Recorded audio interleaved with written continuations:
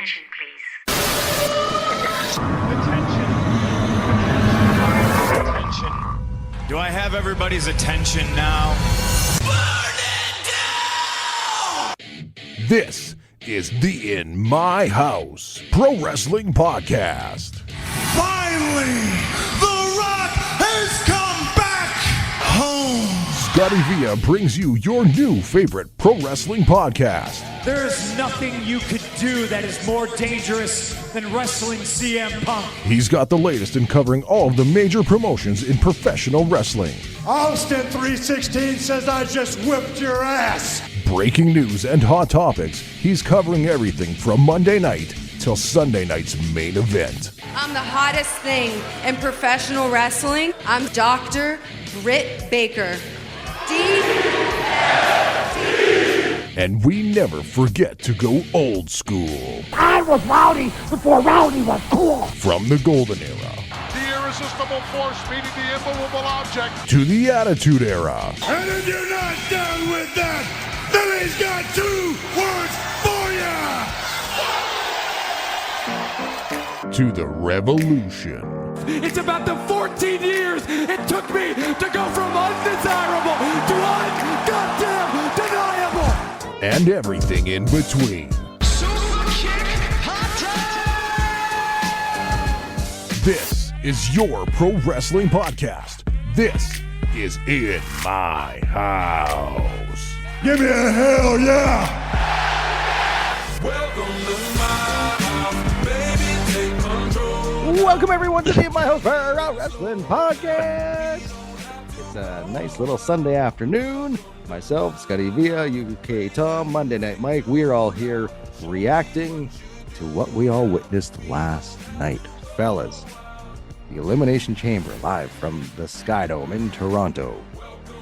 And it changed the wrestling world. Fellas. Hey, Scotty Villa, What's up? UK Tom. Go fuck yourself. I was going to say that. You're too late, bitch. Motherfucker. First of all, let's get that out of the way. As Cody Rhodes does not sell his soul, he says, "Hey, Rock, go fuck yourself." And people are giving praise to Netflix for not censoring it. This is a WWE call. They're not letting Cody say that unless like everybody knows. Hey, pay-per-view. Hey, Netflix. Hey, Peacock. This is going to be said. It's fine. Let it. We got it. You know what? You made the best point ever. They're like, good job, Netflix, for allowing WWE to say fuck on a network that's filled with fucks all the time. Jesus Christ. Netflix don't give a fuck. Yeah, they're like, make great content. That's for our it. New streaming slogan. service. Yeah. I mean, go ahead, Scotty. I'm just going to lay the land and I'm throwing it to you guys. So John Cena wins the Elimination Chamber last night. It's down to him and Punk in the end. Cena wins. Cody comes out, congratulates Cena. Obviously, The Rock's coming out. This is the main event of the show, is the Rock Cody segment. Cody says, "I want your soul. Sell it to me." Cody says, "Go fuck yourself, Rock." Cena goes in for the hug. And then you see that the facial expression change.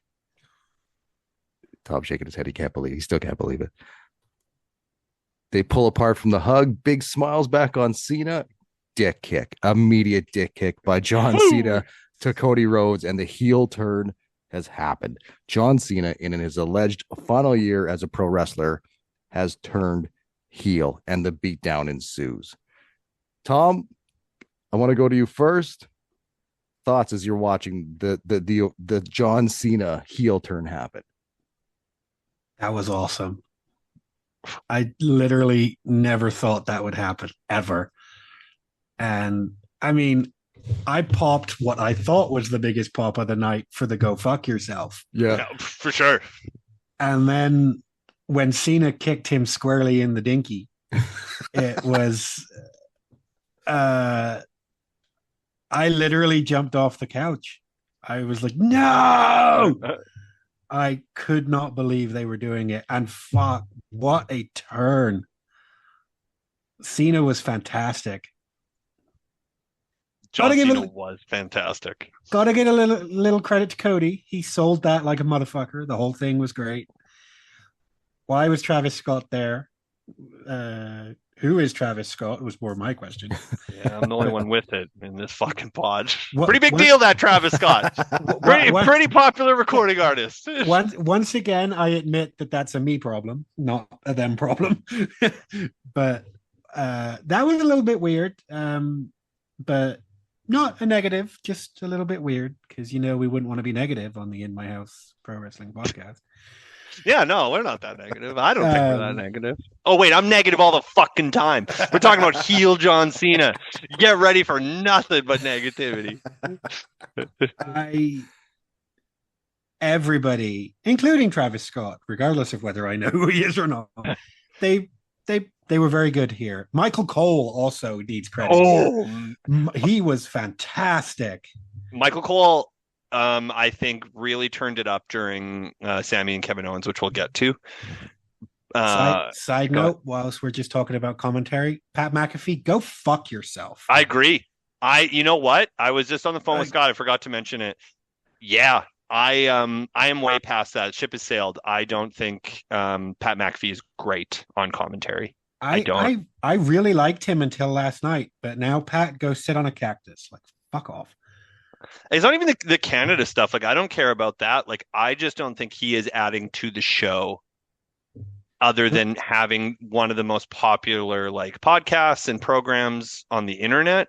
I get why you have him there, but I've been feeling that way for a while about last night. I don't think he did. I know he had travel issues and he legitimately got there about 5 minutes before the show started. So welcome to your job. But fucking not my problem as the viewer. Yeah. Dude, also the Canada stuff, get over it. I will say it's going to be brought up. I love Pat McAfee on commentary. I have from day one. Last night was the first night where I was like, please shut up. I think the reins are a little bit too loose for Pat right now. And if he did show up late, he still knows how to be within those parameters. And I don't think they put him back in those parameters very well yesterday, especially in the beginnings of the Sami Zayn Kevin Owens match. He was fucking around too much. Didn't like it that much. I actually really didn't like that he kept bringing up the U.S. national anthem getting booed. We didn't see that on our TV. And this show isn't meant strictly for American audience. So you're talking worldwide. It's on Netflix worldwide. Leave that shit for your show. It's not meant for WWE. That's just my opinion. But yeah. But also, I imagine any national anthem that's not the Canadian probably wouldn't have been very well received. It's a show with 40,000 Canadians. Why are you singing anything other than "Oh Canada"? Yeah, and move on from it, right? But in the bigger moments, like to get away from Pat McAfee. We're not a political podcast. No, God, no, absolutely not. Don't look to us for politics at all. So there was an emergency podcast done by basically Scotty V and UK Tom regarding the "I Want Your Soul" promo that, of course, famously hated here on the In My House Pro Wrestling podcast. Do you feel like there is some egg on your faces now when moments like this happen? I stand by everything I said about that promo. Love that. Love that here kind of hatred. Promo. Yeah. But in a time where I think the concern was, where the fuck do you go? Shit. Yeah. Well, I was telling Scotty, I don't believe this was a pivot. I believe firmly after the Rumble, they knew very well that John Cena was going to turn heel at the Elimination Chamber. And boy, did that moment deliver. You know what? In moments in wrestling, this is now one that will be remembered forever. Okay. I have a question for my fellow In My House people. And John Cena turning heel, Hogan turning heel. Oh, they're both incredible. But what's bigger? I still think Hogan. Me too. I do think it's still Hogan. I think once time goes on. But you know what? We think Hogan because of where we were when it happened. He was our era. The kids who grew up with Cena, this heel turn is fucking earth-shattering. See, I think Cena. It's your in era. the landscape of WWE. Yeah. But the reason I think Cena, not just because he was my Hogan, it's because The Rock is there as a heel too, who was the ultimate babyface for so long. And to have those two there as heels, it makes it's huge. So something that adds to your argument on that, I think, which helps quite a bit, is he also did it in WWE. He didn't leave WWE to do it in a different company. He did it where he was born and bred and made. I think that adds a huge part to that argument. I saw something on Twitter and I don't remember who said it. So whoever you are, you have credit. I just don't know who you are. It was me. And people were like, he said people are comparing this to Hogan, but it's actually more like when Andre turned heel. A beloved legend at the end of their career selling out to somebody. Like for the championship, absolutely. For the championship, Andre went to the $1 Million Man. That's John so Cena good. went to The Rock. That's I'm so like, good. You got a point. It is smart because I think it's good for the promos, right? John Cena can come out and he's like, I've been here forever. I get what I want. I align myself with the company to get what I want. Like it really is turning into like, again, it sucks for wrestling because like the corporate storyline has been beat to death in my opinion, but it really will fucking work here with John Cena, it being the hottest heel going. But has the corporate storyline ever worked, ever been done with somebody like Cena? They tried with Austin. Hogan. They tried with Austin when Austin turned heel. Oh yeah, that was not great. Nobody ever really wanted to boo Austin though. There's half the audience wants to boo John Cena, and I'm the first fucking guy to do it. So no, but now you're torn because you're seeing heel John Cena, you the John Cena hater, and you're like, "Fuck yeah, Cena!" Like, no, I won't. I still kind won't. of pumped. Did you see that STFU? He still doesn't know how to lock it in. Fucking tighten that shit up. Steve told you that 20 years ago. He's still a bad wrestler. I thought Cena was good in the Elimination Chamber. I thought that chamber was fantastic. That might be one of my favorite chamber matches. I also really liked it. And I think outside of like, we'll get to that chamber match, but obviously the big moment here was, it's weird that you're kind of running back a similar story, right? Like here's the beatdown of Cody that is vicious and brutal. Like we've kind of been there, but you're like, your caveat being like, holy shit, like John Cena is a part of this beatdown and brutalization of Cody Rhodes.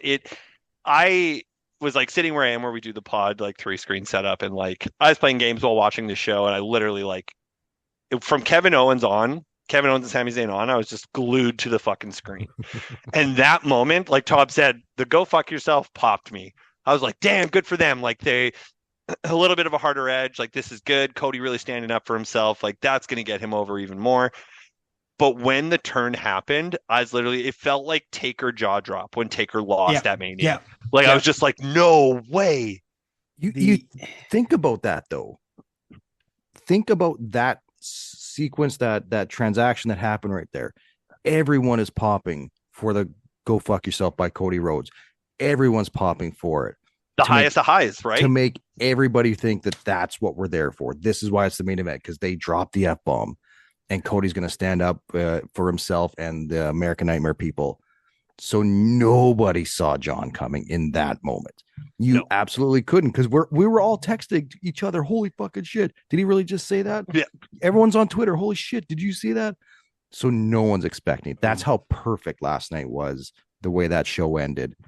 Such great booking, great work. Triple H, I believe, said in the press conference, very few people knew about John Cena's turn, including the guys in the truck. Triple H told the truck, layout, I'm directing now, basically, to keep it that secret. So there's no leaks. And that's what you got to do. That's what you got to do. I absolutely love that was the case. I hate that they're on a press conference saying that. Oh, you know, this is funny, Tom, because I was telling Scotty this as well. I'm usually with you. And like, you know, kayfabe's been dead for a long time. We talk about it on the podcast, these press conferences. It really worked with Hunter's press conference yesterday. Like it really played well to be like, this is still a show. What they're doing, what AEW doesn't, where AEW kind of keeps in that vein of like kayfabe for these press conferences, they didn't in a way where it's just like everyone should be excited as a viewer. Here's what you guys should know. Wrestling is predetermined. We write storylines here at wrestling. It is entertainment. They are still leaning into the entertainment side of things, and him saying just like, it'll be very exciting for the fans to see what John Cena does in this role. And Cena was the only one keeping up the storyline part of it during the press conference, right? Like, it was great. I like literally when his came in, I was like, nice, John's gonna talk. Literally took the mic and just dropped it. I'm like, that's fucking brilliant. So this is one of the things I am excited for this. We haven't had non-goofy Fruity Pebble John Cena for 22 years. What's his promos going to be like? Is he going to get new music? And a Def Rebel are going to kill it? No, Cena's music still. John Cena sucks. You're leaning into the Cena sucks chance. Like your music doesn't change. I don't know. I'm saying no. Does he go from jorts to full jeans? Like, does he just wear full pants now? It was brought up with Rock part of the press conference. Yeah. I can't. No, he's wearing jorts. If anything, he's going to wear black jorts. Well, he came out to the press conference in full-blown Cena garb, t-shirt, hat, jorts, the wristbands, everything. He should wear wrestling gear. That's what I want. I think not a lot of changes happening in that regard. And in terms of the promos he's going to cut, the dude's been in Hollywood long enough. I sure as fuck hope you can act. So. Oh yeah, no, I'm excited for those promos. I want to see what he's going to do. I want to see zero rapping. I don't want him to rap. That's what's going to get him over as a babyface. That's how that happened. I want him to be a full-blown arrogant prick. I want one thing that's interesting, and I throw a lot of shit at Cody in our group chat, mainly just to rile up Scott. It works, by the way. It works very well. But the heel turn last night has actually made me give a shit about Cody again. Because I had stopped caring. And now I'm like, oh. And also, I think it was a couple of weeks ago we threw out on the podcast the possibility of Cody versus Cena at Mania. And two of us, maybe even you, I think it might have even been 3 out of 3. We were like, I don't really want that. Now I do. Like, you've got me hooked with the story of that match. I think I said it in the group text. I still think it'll be a bad wrestling match, but I'm hooked on the story. Sometimes that doesn't matter. I know. You know what? It's weird because sometimes that doesn't matter. I know. Like, Hogan versus Rock isn't a great wrestling match, and it's still one of the greatest WrestleMania matches of all time. It's incredible wrestling match. So but like I'm torn on that because I love to be entertained and sports entertained, but I also love guys going out there and killing themselves for the match, for the championship, for that main event spot. So that's a different story for another day. I think we're going to. What was that? That's what Kevin Owens and Sami Zayn are for. Exactly right. It was Tom's point to be, he's like, I care about Cody again. That's good. I can give 2 fucks about Cody still. Fuck Cody Rhodes. What I care about is how fucking excited I am for WrestleMania. Yeah. And not just that incredible heel turn that builds an incredible main event to cap off Mania. This night is very impressive for building great matches for a great fucking PLE that's coming up with WrestleMania. It was top to bottom. I was very excited for how the card is shaping up between both nights. So getting away from the big moment. Yeah.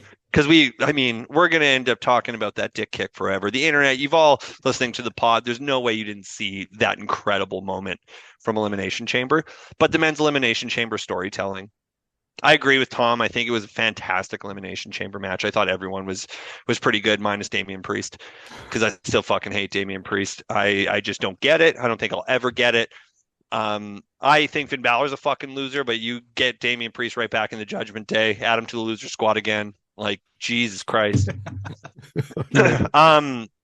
Things that really built well. I know it's going to be Drew and Damian, obviously, at WrestleMania. That's fine. I couldn't give a squirt of piss about that.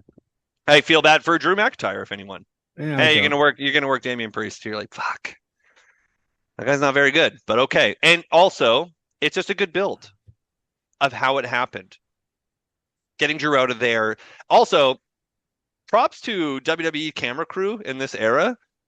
The Claymore to Cena, because they don't show it in full frame, where he just kind of comes out of nowhere. I fucking love that they're doing that. You know, where I'm just like, yes, like it gets me where I'm like, yeah, like, those moments. But that anger in McIntyre again, that heated Drew McIntyre that we loved during that Punk stuff, it's really going to help. And they're really trying to propel Damian Priest as a babyface. So hopefully this is the rub he needs in this kind of spectacle. But I mean, it is a nice match, and hopefully they do some good work on the mic in the 50 days leading up to WrestleMania. And I think I don't think we've mentioned, well, you just did, but CM Punk deserves some props. I thought he was probably the best he's looked since he returned, in my opinion, last night at the Elimination. Oh, in ring? I Yeah. mean, we're not. I mean, Hell in a Cell was was amazing. yeah. Hell in a Cell was the best Punk looks. Hell in a Cell was a spectacle, work wise, like actual wrestling and the way he was moving. I thought last night he looked fantastic. I felt that way when him and Cena were getting their time together. I could have watched him and Cena at WrestleMania. Oh man, that was awesome. I could have saw that match at WrestleMania, and I would have been stoked. It was okay. Yeah. Shut the fuck up. I didn't like the Cena and Punk hugging and all that stuff. I was telling Mike earlier in the day that could have done without that. Yeah, Punk's whole thing lately is about getting to the main event of WrestleMania, and he's hugging John Cena in the chamber when that WrestleMania sign's hanging there. Fine. Even just like afterwards, do that. I didn't want it in the heat of the match. So that was a bit of a bummer for me. I thought it was not necessary at the time, but Punk was really, really good. Logan Paul just stopped doing. Logan Paul needs to stop doing everything outside of pro wrestling and be a pro wrestler, because he is so damn good. He is so damn good. He is a professional wrestler. I want him in the ring every week. But he did a really, really good job. He was there for a purpose. I don't know what his role is going to be at WrestleMania. I'm quite baffled by that. They're definitely planting seeds that it could be Punk and Logan, but I'm not too sure about that. But I thought he was. There's no way after Seth last night in the stomp that cost Punk, like, that's locked in, which makes me fucking mad that they ever did that Raw match. I guess you have to have Seth be even more irritated that's with gonna Punk. Be a triple threat. That's a triple threat, hands down. Oh no! I don't want that. I want Seth Punk one-on-one at WrestleMania. Seth jumped on Roman's head. It's Seth and Roman and Punk. Yeah, you're right. We talked about that too, Scotty. You're right, 100%. Which, I mean, it'll be a fun match. I'll enjoy it. Star-studded, that's for sure. But Logan's the only one who didn't have the story rub. Sorry, Scotty. No, I was just gonna say it's a spectacle if you put those three guys in a match at Mania. But I do have one thing that they should add to that match: make it a number one contenders match. Don't have it just for the sake of having the triple threat because of star-studded. The winner of that gets the winner of Cody and Cena at whatever the next pay-per-view is. That's why those guys are there. They're all pissed off that they're not in the main event of WrestleMania.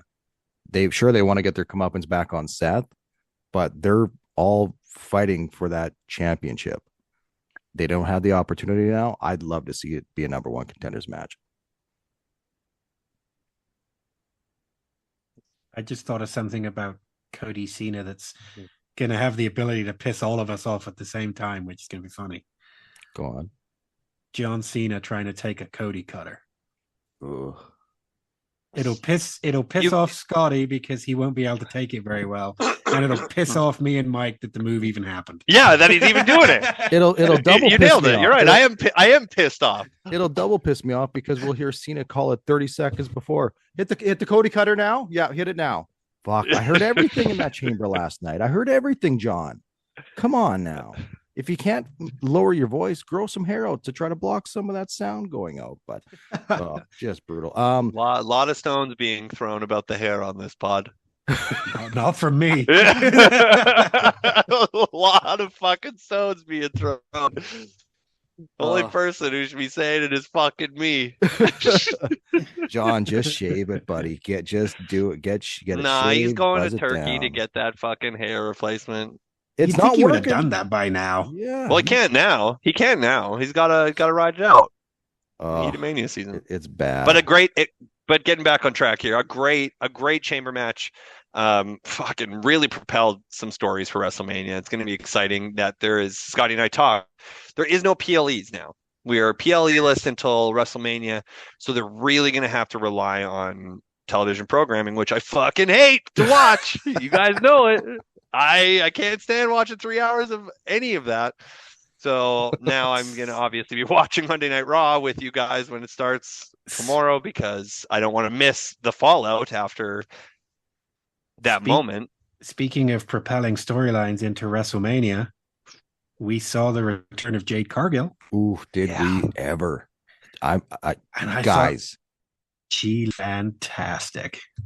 She looked the part, she played the part, and she laid the physicality, and I loved it. She laid that shit in. She really, really did. I started the show back up as we started the podcast, and I kind of watched out of the corner of my eye as we started the show, and it was flawless. She came in there throwing haymakers, nice little swerve. We all thought she was going after Liv, but then she takes out Naomi.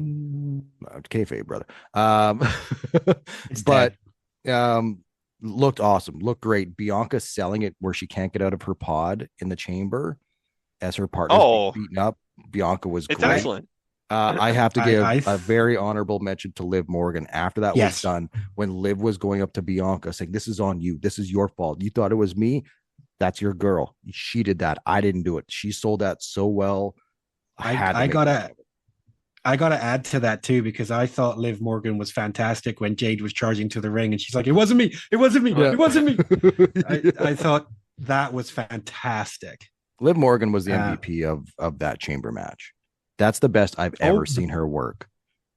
And I'll agree. And oh my God, that hair whip from Bianca. Oh yeah, people loved it. Violent. That's violent. It's violent. It's another great chamber match. I mean, I don't think it pushed outside of it's weird that you have Bianca win when that storyline's so hot now with Jade returning and beating the shit out of Naomi. So that's why felt weird to me. I picked Liv, so fucking egg on my face. Not great for the booking standings, but I did just as good as Scott on this premium live event. So don't like that. I was bullied into it though. Also, I really think Roxanne Perez is going to do well on the main roster. Yeah. Yeah, I really have a strong feeling that Roxanne Perez is going to really excel on the main roster. Well, we don't have an old man. We don't. Sorry, Tom. Just real quick, we don't have an old man that's going to go, "Well, she's too short. I'm not going to do anything with her." You've got Hunter there, who brought her in to begin with a purpose, and now has brought her up because he has an idea and a plan for her, which Vince never did with NXT people unless they were Roman Reigns. But sorry, Tom, go on. That leads quite nicely into what I was going to say, because I know a couple of times on the pod now I haven't shit on her, but just said that she's not a great heel. I've never said anything negative at all about her in-ring work. No. And again, at the chamber last night, I think she was the best of the bunch. Everything she did looked fantastic. I felt that way in the Rumble too. I really think it's been great outing after great outing. And I think Sean knew when it was time to move up to be she's going to work. She's a great hand already. So let's see if we can propel that on the main roster. And it's kind of unfortunate because the way that the show ended, and obviously the heat of how that show ended, you kind of forget about everything else. Oh yeah. But I mean, the women really, really did good work. Yeah. And Alexa Bliss also looked very good in her first kind of match since she got back.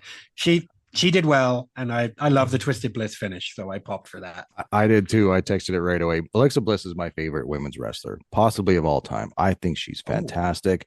Wow. Even though she's one of the smaller ones, I think they've always positioned her to be that scrappy underdog. The Fiend stuff with the spookiness, I kind of forget about that. I think she's fantastic. She played a role great last night. No ring rust that I saw. She had a one-on-one match to qualify to get into the chamber, and she was very, very good. I liked her and Roxanne squaring off. They're both on the smaller side, so I think they can give us a great wrestling match. And I would love to see that going on after Mania. I think it's going to be Roxanne versus Bailey at Mania. I think that's the plan. And I would love to see Roxanne go over. Yeah, that's smart. Like, you're not my role model kind of shit. Like, yeah. Yep, that's good. It'll be interesting to see that. Speaking of no ring rust, Trish Stratus looked great. That match was whatever, but Trish looked great. I like seeing the legends, so that was fun. I don't really have anything else to say about that match. Yeah, I don't either. It was a match for the sake of a match. It didn't do anything for me. I'm glad she got her match at home in front of Toronto, in front of her kids. Got to be honest, I don't think the crowd gave a shit that much, which is kind of sad. Nope. But it was what it was. I also hard spot to be in. Yeah, I also really like that Candice LeRae got a spot on a pay-per-view that wasn't the Rumble, because I've always wanted more for Candice LeRae. I think she's very good. But let's get into the non-sanctioned match, which is now this part of the show is not sanctioned as well while we talk about it. So anything goes. Perfect. you really want that with me and Mike? I do so much. Sami Zayn versus Kevin Owens. I hate the fact that this is kind of getting lost with what happened at the end of the show, because it's not being talked about very much. Everything on the fucking card outside of that moment. I know. I hate it though, because these guys killed each other, and I don't know if we've texted that much throughout a match in a very long time, because Sami Zayn and Kevin Owens, Federation style, brought the house down with a great hardcore street fight, Extreme Rules type match.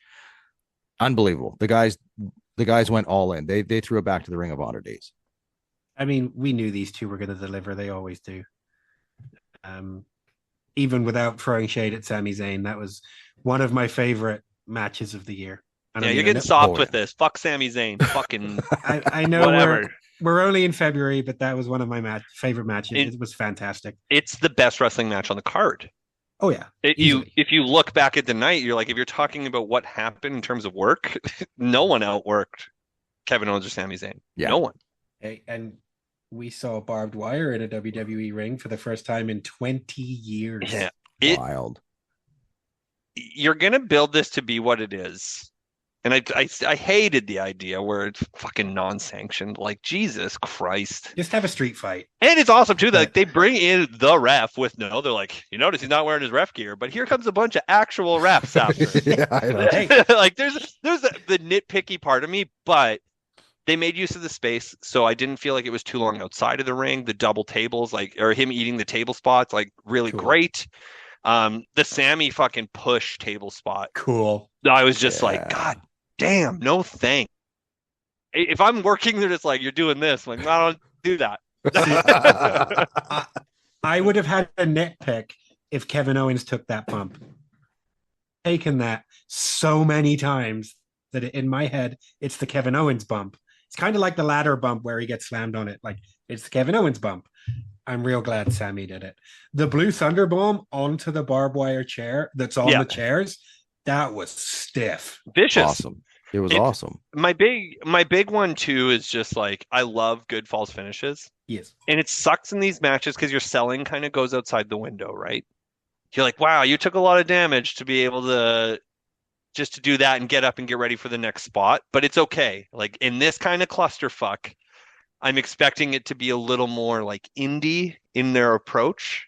Yeah. Which which I felt, and I felt it was, but it works. Like, it really worked here. And it really came up to a big point with a returning Randy Orton, which I think we all forgot. Like, I was just like, oh yeah, like this is the program. Like, I completely forgot where I was just like, this is what they were doing the whole time. Well, it made me chuckle that I literally just text, what the hell happens at WrestleMania and then Randy's music hit. And I was like, oh, there we go. It was the vicious Randy Orton to go to the corner to tease the punt, which obviously we're going to get at WrestleMania now. Big time. My nitpick with that was I hated that they waited so long for Randy to do the punt before all the security came in to grab him. Yeah. I thought it would have been way more impactful if You heard the chance for the punt. He goes to the backcourt and instantly comes back to do the punt, and then security comes in. To me, I'm like, the security's outside just waiting for him to start running to punt. Why didn't you jump into blocking before he even backed up? Why didn't you jump into before to put him down? I know it's a TV show, but I thought it would have been more impactful and realistic if Randy went back for the punt and then the security comes in as he's running instantly. But I wanted some blood in this match, guys. I'm not going to lie. We saw Kevin Owens take a face buster to the chair near the eye and the face, and no blood. Can you give me a little bit? See, I was initially annoyed about that until we had Cody wielding the blade at the end of the show. You don't want to take away from Cody's blood with more. I mean, GCW fan where there's blood in every match, but that's not WWE. No, you don't want to take it. I agree. We don't see blood much anymore in WWE. So when we do, it should be a big deal. Yeah, reason to have color. I'm with you. Yeah, and a barbed wire chair to the face is reason. A barbed wire okay. Face like is I get it in like the more realistic term, but like if he got all bloody, like got flare color because of that, I think it would have lessened the Cody beatdown. Yeah, I can't Cody would have because those guys killed each other in that match, but because they didn't bleed, you're like, okay. You're like, that was a great wrestling match, but like they got away. Commentary, this is my quick note before we get ready to wrap up. Bad start to that match. Yes. Michael Cole nailing it to really sell, like, Sammy, just lay down. Like, that kind of stuff really helps the home audience. Like, it was definitely helping me watch through the match. I'm like, yeah, Sammy, just lay down. Also, quit your job. Fuck you. The greatest seller in the industry right now. Man, there's people on who will never come on the pod. It's like Sami Zayn is not coming. Yeah, Finn Balor is definitely not fucking coming. I'll do one-on-one with Sammy. Tom and I can talk. I'm sure you will. Oh, that'll be on OnlyFans. Stroke my beard. Who's saying that to who? Yeah, they're both saying it. We're saying it to each other's eyes. We're just gazing. Yeah. Any final words What's on going in each other's eyes? Any final words on the Elimination Chamber, guys? Fantastic pay-per-view. Yeah, Netflix. Anyone with Netflix, this is a great jumping on point. If you've been waiting to see what WWE is all about and you have that Netflix subscription, or if a friend told you to listen to our podcast, or you're just supporting us, now's the time to load up Netflix and watch last night's Elimination Chamber. This is really going to set you in gear. Usually I like to say, hey, you should have watched the Royal Rumble. That's really what's going to propel it. No, like I really think Elimination Chamber is a good jumping on point on the road to WrestleMania to get you ready. Absolutely. Guys, this has been fun. We're going to start doing this after every pay-per-view. We need to get right after it after these pay-per-views. So I expect more of that in the future this year as well. At In My House Pod is the socials, Instagram, Facebook, Twitter, and Blue Sky. Plus, you can hit us up on YouTube as well. Let us know what you thought of the Elimination Chamber pay-per-view and the giant heel turn of John Cena. Fellas, this is a fun one. We'll be back next week. For UK Tom, Monday Night Mike, I am Scotty Avia. This is the In My House Pro Wrestling Podcast. Cheers,